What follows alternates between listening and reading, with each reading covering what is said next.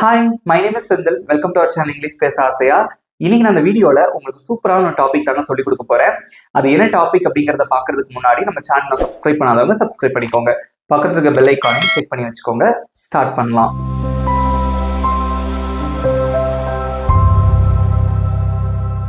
இந்த வீடியோல நான் உங்களுக்கு என்ன சொல்லி தர போறேன் அப்படின்னு பாத்தீங்கன்னா, ஒரு சின்ன வார்த்தையை பத்தி தான் நான் உங்களுக்கு சொல்லிக் கொடுக்க போறேன். பட் அது நம்ம நிறைய இடங்கள்ல நம்ம வந்து பயன்படுத்துவோம். ஓகே, அது என்ன வார்த்தை அப்படின்னு பாத்தீங்கன்னா, நம்ம சொல்லுவோம் இல்லையா, தமிழ்ல வந்து சொல்லுவோம், நான் என்னோட அம்மாவோட கோவிலுக்கு போறேன், நான் என் ஃப்ரெண்டு கூட விளையாடுறேன். ஓகே, ஃப்ரெண்டு கூட அல்லது ஃப்ரெண்டு உடன் அப்படின்னு சொல்லுவோம்ல. அதுக்கப்புறம் நான் அவளுடன் சாப்பிடுகிறேன் அப்படின்னு சொல்லுவோம். நான் என் ஃப்ரெண்ட்ஸ் கூட வெளியே போறேன் அப்படின்னு சொல்லுவோம். ஓகே, இந்த உடன் அல்லது கூட, ஓகே, இதுக்கு எப்படி இங்கிலீஷ்ல சொல்லலாம் அப்படின்னா வித். வித் அப்படின்னா உடன் அப்படின்னு அர்த்தம். ஓகே, ஸோ இந்த வார்த்தையை நம்ம பயன்படுத்தி தான் நம்ம இன்னைக்கு நிறைய சென்டென்சஸ் ப்ராக்டிஸ் பண்ண போறோம். அதுக்கு முன்னாடி நான் உங்களுக்கு ஒரு சில இன்ஃபர்மேஷன் நான் உங்களுக்கு சொல்லி கொடுத்துக்கிறேன். ஓகே, ஸோ இந்த உடன் அப்படிங்கிற வார்த்தையை நம்ம வந்து பொதுவாக ஆப்ஜெக்டிவ் ப்ரொனவுன்ஸ் கூட பயன்படுத்துவோம். அதெல்லாம் வேற ஒன்றும் இல்லைங்க, என்னுடன். ஓகே, ஆப்ஜெக்டிவ் ப்ரொனவுன்ஸ் அப்படின்னா ஒன்றும் கிடையாது. Me, you, him, her, them, us. Okay, so இந்த வார்த்தைகளோட, இந்த ஆப்ஜெக்டோட இந்த வார்த்தையை சேர்க்கும் போது நமக்கு நிறைய வார்த்தைகள் கிடைக்கும். ப்ராக்டிஸ் பண்ணலாமா? ஏற்கனவே நான் உங்களுக்கு சொல்லி கொடுத்துருக்கேன்னு நினைக்கிறேன். இது வித் மீ அப்படின்னா தமிழ் என்ன அர்த்தம்? என்னுடன் அப்படின்னு அர்த்தம். வித் மீ அப்படின்னா என்னுடன். ஏன்னா மீ அப்படின்னா என்னை, வித் மீ அப்படின்னா என்னுடன். வித் யூ உன்னுடன் அல்லது உங்களுடன் அப்படின்னு அர்த்தம். இப்ப நீங்க கமெண்ட்ல சொல்லுங்க, அவனுடன் அதை எப்படி சொல்லுவீங்க? போர்டை பார்த்துக்கோங்க. ஹிம் அப்படின்னா அவனை, அவனுடன் அப்படின்னா எப்படி சொல்லுவீங்க? வித் ஹிம், அவனுடன். நெக்ஸ்ட், அவளுடன் அதை எப்படி சொல்லுவீங்க? கமெண்ட்ல சொல்லுங்க. வித் ஹெர், அவளுடன். தெம் அப்படின்னா அவர்களை அப்படின்னு அர்த்தம். அவர்கள் உடன் அப்படின்னா எப்படி சொல்லுவீங்க? வித் தெம், அவர்களுடன். அஸ் அப்படின்னா எங்களைன்னு அர்த்தம் அல்லது நம்மை அப்படின்னு அர்த்தம். எங்களுடன் அல்லது நம்முடன் அதை எப்படி சொல்லுவீங்க? With us. வெரி குட், சூப்பரா சொல்லிருக்கீங்க கமெண்ட்ல. ஓகே, சோ சிம்பிளா இருக்கா? சோ அப்ப இந்த வித் அப்படிங்கிற வார்த்தையை இந்த மாதிரி ஆப்ஜெக்ட் கூட சேர்க்கும் போது நீங்க நிறைய வார்த்தைகள் கத்துக்கலாம். ஓகேவா? ரைட். ஸோ இப்போ இது தவிர சில நவுன் கூட நீங்க வந்து யூஸ் பண்ணலாம். ஃபார் எக்ஸாம்பிள், செந்தில் அப்படிங்கிறது என்னோட பேரு. செந்தில் உடன் அப்படின்னு சொல்றதுக்கு எப்படி சொல்லுவீங்க? வித் செந்தில். வித் செந்தில் அப்படின்னா செந்திலுடன். ஓகே, ஸோ வித் காவியா உடன் அப்படின்னு வச்சுக்கோங்க, அதை எப்படி சொல்லுவீங்க? வித் காவியா.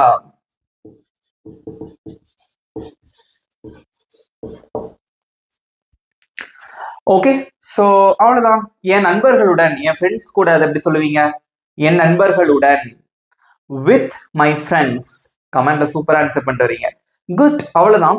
ஸோ இந்த மாதிரி இடங்கள்ல தான் நம்ம வந்து வித் யூஸ் பண்ணுவோம். ஸோ இது வந்து தனித்தனியான வேர்ட்ஸா படிக்கிறோமா, இத ஒரு வாக்கியத்துல எப்படி பயன்படுத்துறது, ஒரு சென்டென்ஸ்ல எப்படி பயன்படுத்துறது அப்படிங்கறத பார்க்க போறோம். And then I am going to give you many example sentences. Okay, so you are going to practise. ரெடியா இருக்கீங்களா? Are you ready? Okay, let's practice. நான் ஏற்கனவே சொன்ன மாதிரி இங்கிலீஷ் சூப்பரா பேசுறதுக்கு நமக்கு 12 டென்சஸ் தெரியணும். அதுலயும் வந்து இந்த 3 டென்சஸ் ரொம்ப ரொம்ப அவசியம் இல்லையா? Simple present, past and future.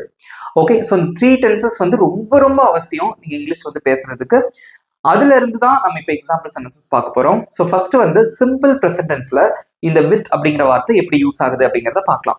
So அதுக்கு முன்னாடி you should know the structure for simple present. Simple ப்ரெசென்ட்டோட ஸ்ட்ரக்சர்.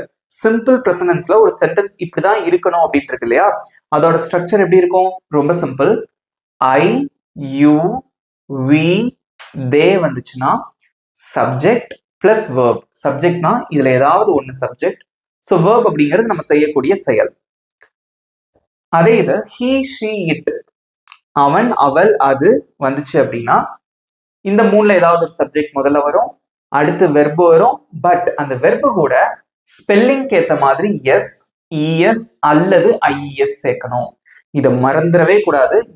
எத்தனை தடவை நம்ம ஞாபகம் வச்சாலும் நம்ம மறக்கிற ஒரே இடம் இதுதான். ஞாபகம் வச்சுக்கோங்க, மறந்துடக்கூடாது. ஓகே, ஸோ இங்க வந்து நான் 3 சென்டென்சஸ் எழுதி போட்டிருக்கேன். இதை நம்ம ஃபர்ஸ்ட் ப்ராக்டிஸ் பண்ணலாம். நீங்களும் ஆன்சர் பண்ணிட்டு வாங்க கமெண்ட்ல. ஓகே, நான் அவனுடன் விளையாடுகிறேன் அப்படின்னு இருக்கு. ஓகே, ஸோ ஃபர்ஸ்ட் சப்ஜெக்ட் யாரீங்க? நான். விளையாடுகிறேன் அப்படிங்கிறது verb. சப்ஜெக்ட் ஐ வந்திருக்கு. So you have to follow this structure. I. verb என்னது? விளையாடுறது. அதுக்கு இங்கிலீஷ்ல பிளே. அவனுடன், இதுக்கு முன்னாடி நான் உங்களுக்கு சொல்லி கொடுத்தேன் இப்பதான். அவனுடன் எப்படி சொல்லுவீங்க? உடன் அப்படின்னா வித், அவனுடன் அப்படின்னா வித் ஹிம். இந்த இடத்துல வித் ஹீன்னு போட்டக்கூடாது. ஓகே, ஸோ சப்ஜெக்ட் ஹீங்கிறது சப்ஜெக்ட், அது எப்பவுமே சென்டென்ஸோட தொடக்கத்துல தான் வரும். ஸோ ஒரு வேர்புக்கு அப்புறமா வந்து ஆப்ஜெக்ட் தான் வரும், மறந்துடக்கூடாது. ஐ பிளே வித் ஹிம், நான் அவன் கூட விளையாடுறேன். ஓகே, இதே இது நான் அவளுடன் விளையாடுகிறேன், அதை எப்படி சொல்லுவீங்க? கமெண்ட்ல சொல்லுங்க. ஒரு சின்ன வார்த்தையை நான் மாத்திருக்கேன், அதை எப்படி சொல்லுவீங்க? நான் அவளுடன் விளையாடுகிறேன். I play with her, I play with her, நான் அவளுடன் விளையாடுகிறேன். நெக்ஸ்ட், அவன் என்னுடன் வருகிறான். ஃபர்ஸ்ட் அதாவது சப்ஜெக்ட் பிளஸ் வேர்ப், இதுதான் ஸ்ட்ரக்சர். ஓகே, இதுக்கு அப்புறமா தான் நீங்க அந்த வித் மற்ற வார்த்தைகள் நீங்க வந்து பயன்படுத்தணும். Okay, right. அவன் என்னுடன் வருகிறான், சப்ஜெக்ட் வந்து அவன், அதுக்கு இங்கிலீஷ்ல ஹீ. வேர்ப் என்னது? வருகிறான் அப்படிங்கிறது வேர்பு. வர்றதுக்கு இங்கிலீஷ்ல கம். ஸோ எப்பவுமே நல்லா தெரிஞ்சுக்கோங்க, சிம்பிள் ப்ரெசன்ட் டென்ஸ்ல வந்து இந்த வெர்பு வந்து எப்பவுமே நமக்கு வந்து ப்ரெசன்ட் ஃபார்ம்ல தான் இருக்கணும். ஸோ அதனாலதான் ஒன் போட்டிருக்கேன். ஒன் அப்படின்னா ப்ரெசன்ட் ஃபார்ம் அப்படின்னு அர்த்தம். ஸோ இங்க வந்து பாஸ்ட் ஃபார்ம் பயன்படுத்தக்கூடாது. So he come. So he sheet வந்ததுன்னா வேர்ப் கூட என்ன சேர்க்கணும்? இந்த மூணுல ஏதாவது ஒண்ணு சேர்க்கணும். பொதுவா நம்ம இந்த எஸ் மட்டும் சேர்த்தாலே நிறைய வார்த்தைகள் அதுல கவர் ஆயிடும். Okay, he comes. என்னுடன், உடன் அப்படின்னா வித், என்னுடன் அப்படின்னா with me. He comes with me, அவன் என் கூட வரான். நெக்ஸ்ட், நாங்கள் அவர்களுடன் போகிறோம், நாங்க அவங்க கூட போறோம் அப்படின்னு சொல்லுவோம்ல, அதுதான். ஸோ ஃபர்ஸ்ட் வந்து நாங்கள் அப்படிங்கிறது தான் இங்க யாரு? சப்ஜெக்ட். ஸோ போகிறோம் அப்படிங்கிறது verb. நாங்கள், அதுக்கு இங்கிலீஷ்ல என்னது? we. so you have to follow this structure. Subject எழுதிட்டீங்க, அது verb என்னது? போறது, அதுக்கு இங்கிலீஷ்ல go. அவர்களுடன், உடன் அப்படின்னா with, அவர்களுடன்னா with them. that's it. பாருங்க, with himனா அவனுடன், with me அப்படின்னா என்னுடன், with them அப்படின்னா அவர்களுடன். ஓகே, இப்போ நான் உங்களுக்கு ஒரு கொஸ்டின் கேட்கிறேன். நாங்க அவளுடன் போகிறோம், அதை எப்படி சொல்லுவீங்க? நாங்கள் அவளுடன் போகிறோம், அதை எப்படி சொல்லுவீங்க? Very good. we go with her. இந்த இடத்துல மாறும், ஹெர் வரும், அவ்வளவுதான். இதே இன்னொரு கொஸ்டின். நாங்க செந்திலுடன் போகிறோம், நாங்கள் செந்திலுடன் போகிறோம், அதை எப்படி சொல்லுவீங்க? ரொம்ப simple. I go with Senthil, அவ்வளவுதான். நேம் வந்துச்சுன்னா மாத்த தேவையே இல்லை, அதை அப்படியே போட்டுடலாம். That's it. ஈஸியா இருக்கா அந்த கான்செப்ட்? ஓகே, இதே மாதிரி இன்னொரு சில எக்ஸாம்பிள்ஸ் பார்க்கலாம். நெக்ஸ்ட், அவர்கள் எங்களுடன் சாப்பிடுகிறார்கள், அவங்க எங்க கூட சாப்பிடுறாங்க அப்படின்னு சொல்றீங்க. ஓகே, ரொம்ப சிம்பிளான ஒரு சென்டென்ஸ். இங்க பாருங்க, இதை வாசிக்கும் போதே உங்களுக்கு தெரிஞ்சிடும் இது பிரசன்ட்ல தான் இருக்கா அப்படின்னு. ஸோ பிரசன்ட் அப்படின்னா இப்போ நடக்கிற விஷயம். சாப்பிடுகிறார்கள், பேசுகிறாய், வேலை செய்கிறான். ஓகே, இது வந்து பிரசன்ட்டை குறிக்குது, நிகழ்காலத்தை குறிக்கக்கூடிய வார்த்தைகள். ஓகேவா? ஸோ இங்க சப்ஜெக்ட் யாரு? அவர்கள் அப்படிங்கிறது சப்ஜெக்ட், சாப்பிடுறாங்க அப்படிங்கிறது verb. ஸோ அவர்கள், அதுக்கு என்ன இங்கிலீஷ்ல? தே. அப்படி இந்த ஸ்ட்ரக்சரை ஃபாலோ பண்ணுங்க. அதனால நான் ஒவ்வொரு டைமும் வந்து உங்களுக்கு இந்த ஸ்ட்ரக்சர் எழுதி கொடுத்து நான் உங்களுக்கு சொல்லித்தரேன். ஓகே, ஸோ சப்ஜெக்ட் வந்து தே. verb என்னது? சாப்பிடுறது, அதுக்கு இங்கிலீஷ்ல ஈட். எங்களுடன், அதை எப்படி சொல்லுவீங்க? உடன் அப்படின்னா வித், எங்களுடனா வித் அஸ். ஸோ இதுக்கு தான் நான் முதல்ல அதை எழுதி போட்டு உங்களுக்கு சொல்லி கொடுத்தேன். Okay, they eat with us, they eat with us, அவங்க எங்க கூட சாப்பிடுறாங்க, அல்லது அவங்க நம்ம கூட சாப்பிடுறாங்க அப்படின்னு அர்த்தம். நெக்ஸ்ட், நீ அவளுடன் பேசுகிறாய், நீ அவ கூட பேசுற அப்படின்னு சொல்றீங்க. ஓகே, ஸோ எங்க சப்ஜெக்ட் வந்து நீ, verb வந்து பேசுறது. ஸோ நீ, அதுக்கு இங்கிலீஷ்ல என்னது? யூ. verb வந்து பேசுறது. Okay, talk. அவளுடன் அப்படின்னு இருக்கு. ஸோ உடன் அப்படின்னா வித், அவளை அப்படின்னா ஹெர், அவளுடனா with her. You talk with her, you talk with her, நீ அவளுடன் பேசுகிறாய். நெக்ஸ்ட் ராமு செந்திலுடன் வேலை செய்கிறான். ராமு செந்தில் கூட ஒர்க் பண்றான். இது வந்து ரொம்ப காமனா நம்ம டெய்லி பயன்படுத்தக்கூடிய ஒரு சிம்பிளான ஒரு சென்டென்ஸ். ஓகேவா? ஸோ இங்கிலீஷ் பேசுறதுக்கு எனக்கு வந்து பெரிய பெரிய சென்டென்சஸ் தெரிஞ்சாதான் நான் பேச முடியும் அப்படின்னு நினைக்காதீங்க. ஓகே, அது வந்து தப்பு அப்படின்னு நம்ம நினைக்க கூடாது. ஸோ சின்ன சின்ன சென்டென்சஸ் தெரிஞ்சாலுமே நீங்க இங்கிலீஷ்ல பேச ட்ரை பண்ணலாம். ஓகே, ஸோ ராமு செந்திலுடன் வேலை செய்கிறான். சப்ஜெக்ட் வந்து ராமு. ஸோ வேலை செய்கிறான் அப்படிங்கிறது verb. ஸோ நேம் வந்துச்சுன்னா அப்படியே போட்டுடலாம் ராமு அப்படின்னு. ராமு அப்படிங்கிறது ஒரு பையனை தான் குறிக்குது, அது சிங்குலர். சிங்குலர் வந்தாலும் இதே ஸ்ட்ரக்சர் தான். ஓகேவா? ஸோ சப்ஜெக்ட் போட்டீங்க, அடுத்து verb என்னது? வேலை பார்க்கறது, அதுக்கு இங்கிலீஷ்ல ஒர்க். ஸோ அது கூட நம்ம என்ன சேர்க்கணும்? Yes, Ramu works.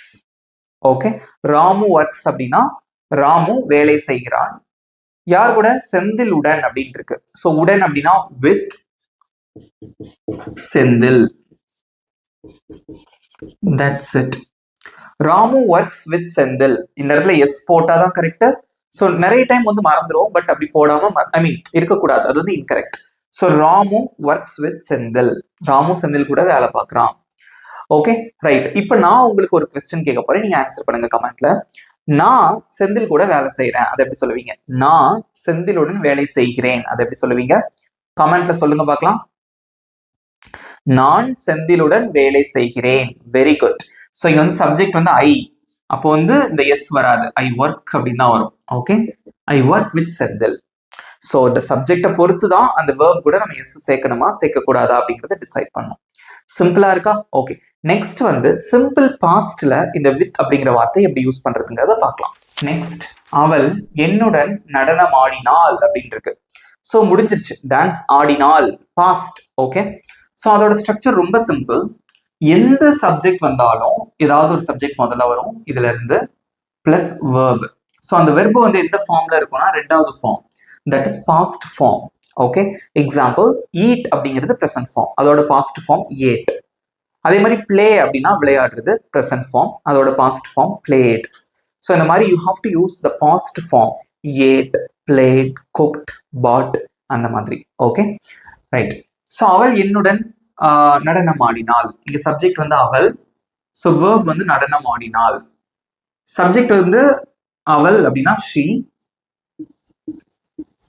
சப்ஜெக்ட் போட்டீங்க. அடுத்து வேர்ப் என்னது? டான்ஸ் ஆடுறது, டான்ஸ். ஸோ எல்லாரும் ஆன்சர்ஸ் கமெண்ட்ல சொல்லுங்க. டான்ஸோட பாஸ்ட் ஃபார்ம் என்ன? டான்ஸ்ட். ஷி டான்ஸ்ட் வித், என்னுடன் அப்படின்னா with me. She danced with me, she danced with me. அவள் என்னுடன் நடனம் ஆடினாள். நெக்ஸ்ட், நான் அவர்களுடன் வந்தேன். நான் அவங்க கூட வந்தேன். இதுவும் நம்ம நார்மலா சொல்லக்கூடிய சென்டென்ஸ் தான் இல்லையா? நான் அவங்க கூட வந்தேன். இது எப்படி சொல்லுவீங்க? ரொம்ப சிம்பிள். சப்ஜெக்ட் நான், வந்தேன் அப்படிங்கிறது verb.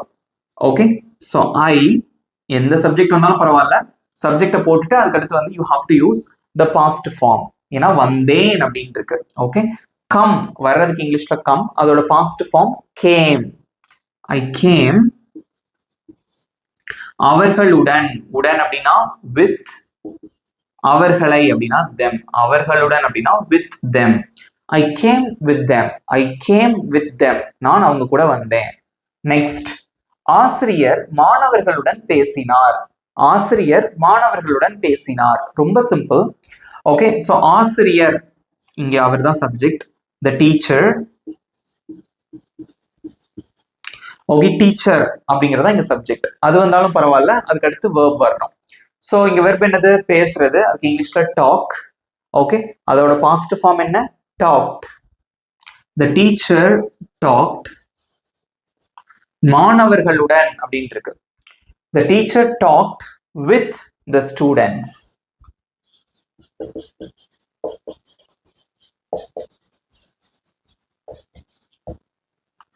The teacher talked with the students. Okay, ஆசிரியர் மாணவர்களுடன் பேசினார். ஈஸியா இருக்கா? நெக்ஸ்ட், சிம்பிள் பாஸ்ட்க்கு ஒரு சில எக்ஸாம்பிள்ஸ் பார்க்கலாம். நான் ஒரு 3 சென்டென்சஸ் எழுதி போட்டிருக்கேன், இதுக்கு ஆன்சர் பண்ணுங்க எல்லாரும். நான் என் நண்பனுடன் பூங்காவிற்கு போனேன் அப்படின்னு இருக்கு. ஓகே, ஸோ சப்ஜெக்ட் யாருங்க? நான், அதுக்கு இங்கிலீஷ்ல ஐ. வேர்ப் என்னது? போனேன். போறதுக்கு இங்கிலீஷ்ல கோ, அதோட பாஸ்ட் ஃபார்ம் என்ன? வெண்ட். நான் போனேன், ஐ வெண்ட். பூங்காவிற்கு, ஓகே, இக்கு அப்படின்னா டு, பூங்கானா park. To the park. I went to the park. நான் பூங்காவிற்கு போனேன். என் நண்பனுடன், உடன் அப்படின்னா வித், என் நண்பனுடன் அப்படின்னா with my friend.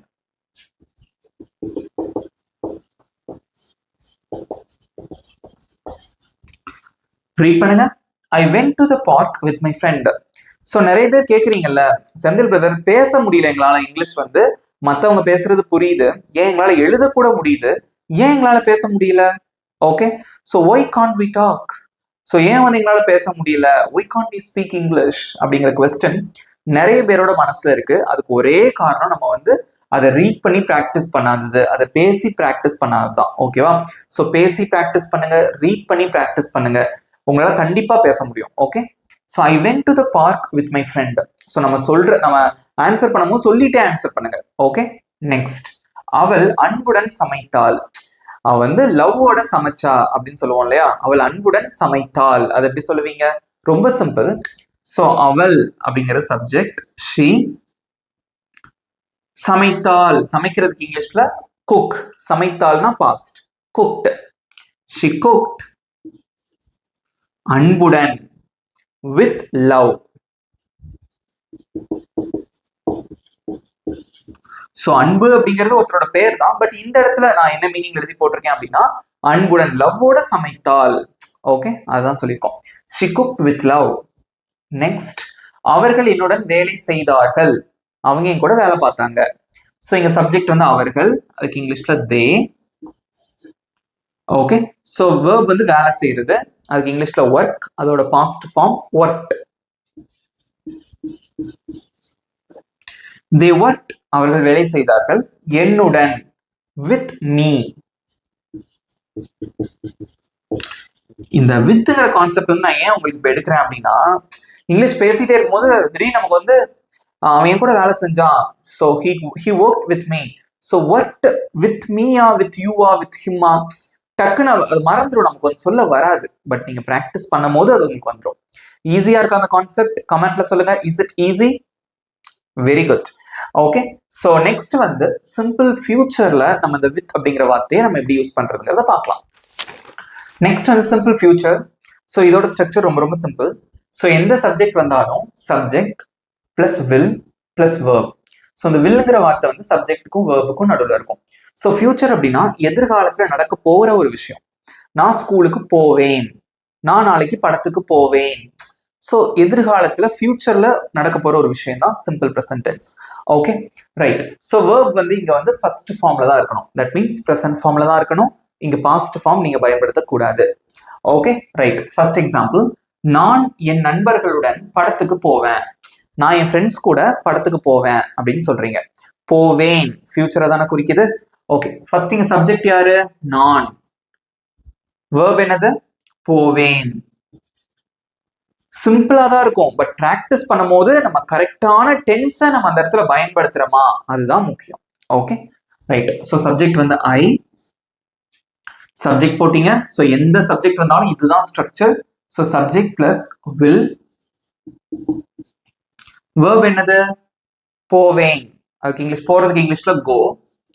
I will கோ, நான் போவேன். ஸோ இந்த வில்லுங்கிற வார்த்தை எதை குறிக்குது அப்படின்னா ஃபியூச்சர்ல நடக்க போகிற ஒரு ஆக்ஷன், ஒரு செயலை குறிக்குது. ஓகே, ஐ வில் கோ, நான் போவேன். ஸோ இந்த ஐ வில் இதை எப்படி வாசிக்கலாம் அப்படின்னு பாத்தீங்கன்னா ஐல் கன்ட்ராக்ஷன். ஸோ ஃப்ளூவெண்டா பேசுறதுக்கு you have to learn contraction. So contraction அப்படிங்கிறது வந்து சுருக்கமான வடிவம். ஐ வில் அதை சேர்த்து எப்படி சொல்லலாம்னா I'll. Okay, so I will go எங்க படத்துக்கு? I will go to the movie. என் நண்பர்கள் உடன், உடன் அப்படின்னா with my friends.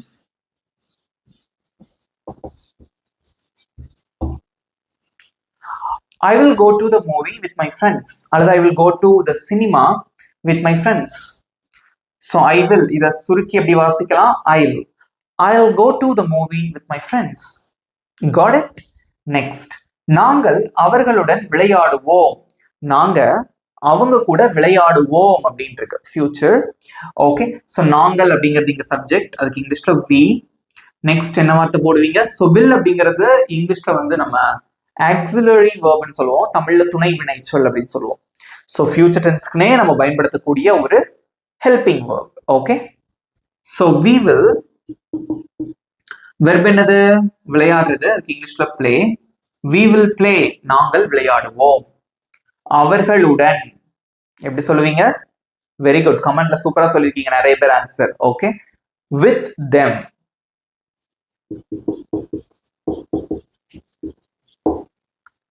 we will play with them. we will play with them, நாங்க அவங்க கூட விளையாடுவோம். so we will இத சுருக்கி நம்ம எப்படி சொல்லலாம் அப்படின்னு பாத்தீங்கன்னா will play with them, நாங்க அவங்க கூட விளையாடுவோம். so will is a contraction of we will. Okay, so இப்போ நான் உங்களுக்கு ஒரு क्वेश्चन கேக்குறேன், நீங்க ஆன்சர் பண்ணுங்க. நாங்க அவன் கூட விளையாடுவோம், நாங்க அவன் கூட விளையாடுவோம், அதை எப்படி சொல்லுவீங்க? கமெண்ட்ல சொல்லுங்க. நாங்க அவனுடன் விளையாடுவோம். Very good. we will play with him. இதை மட்டும் மாத்தினா போதும். with him அப்படின்னா அவனுடன். நெக்ஸ்ட், அவன் என்னுடன் வருவான், அவன் என் கூட வருவான். பேச்சு வழக்குல என் கூட அப்படின்னு சொல்லுவோம் இல்லையா? என் கூட, என்னோடு வருவான், இல்ல என்னுடன் வருவான், எல்லாத்துக்கும் வித்து தான். ஓகே, சோ அவன் அப்படிங்கிறது இங்க சப்ஜெக்ட். he will, verb என்னது? வருவான், அதுக்கு என்ன இங்கிலீஷ்ல? come. he will come, அவன் வருவான். என்னுடன் எப்படி சொல்லுவீங்க? with me.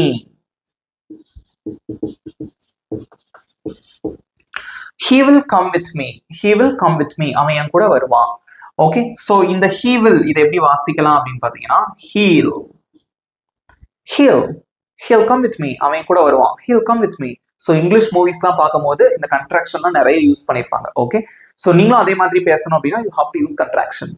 Okay, he'll come with me, அவன் கூட வருவான். இப்போ இதுல நான் உங்களுக்கு ஒரு கொஸ்டின் கேட்கிறேன். அவன் உன் கூட வருவான், அவன் உன்னுடன் வருவான், அதை எப்படி சொல்லுவீங்க? கமெண்ட்ல சொல்லுங்க. அவன் உன்னுடன் வருவான். Very good. he will come with you, இந்த மீக்கு பதிலா you வரும், அவ்வளவுதான். he will come with you, அவன் கூட வருவான். That's it. ஈஸியா இருக்கா? ஸோ கடைசியா ஒரு 3 எக்ஸாம்பிள் சென்டென்சஸ் பார்த்துட்டு நான் உங்களுக்கு ஹோம்வொர்க் கொடுக்குறேன். ஓகே, நான் அர்ப்பணிப்புடன் வேலை செய்வேன். ஸோ அர்ப்பணிப்புடன்னா என்ன சொல்றது, ரொம்ப டெடிகேட்டடா நான் வந்து ஒர்க் பண்ணுவேன்னு சொல்லுவாங்கல்ல, அதுதான் டெடிகேஷன். அர்ப்பணிப்புனா டெடிகேஷன். Okay, right. ஸோ இங்க சப்ஜெக்ட் வந்து நான், அதுக்கு இங்கிலீஷ்ல ஐ. நெக்ஸ்ட் will, வேலை செய்யறதுக்கு என்ன இங்கிலீஷ்ல? Verb work. I will work, நான் வேலை செய்வேன். அர்ப்பணிப்புடன், ஓகே, எப்படி சொல்லுவீங்க? with dedication.